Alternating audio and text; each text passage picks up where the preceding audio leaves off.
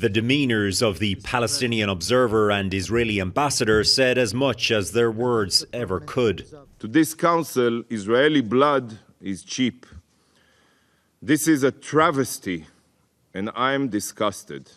Life must prevail in Gaza.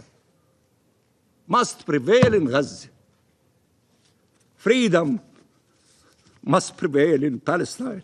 The Security Council vote comes after previous failed attempts where either the US or Russia and China exercised their vetoes as permanent members. Abstention. On Monday, the US abstained, allowing the resolution to pass 14-0. It calls for an immediate ceasefire for the month of Ramadan, half of which has already passed, an immediate unconditional release of all hostages, and for the lifting of all barriers to aid in Gaza.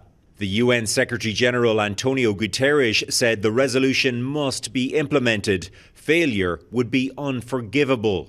The resolution text did not condemn Hamas. Israeli leader Benjamin Netanyahu said the US has abandoned its policy on the war and he has cancelled a diplomatic delegation to Washington. He and his UN ambassador say a ceasefire must be conditional on hostages being released. It gives Hamas terrorists the hope to get a ceasefire without releasing the hostages. The US ambassador sought to reassure its ever more isolated ally. We fully support some of the critical objectives in this non-binding resolution. Controversially calling the vote non-binding, even though Security Council votes are widely regarded as legally binding. Hamas has welcomed the vote, but it is not subject to UN resolutions, and even Israel can't be forced by the UN to abide.